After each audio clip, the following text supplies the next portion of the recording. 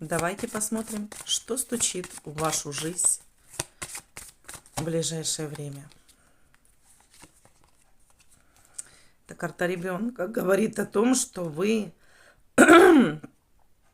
смотрите на ситуацию, но не видите реальности.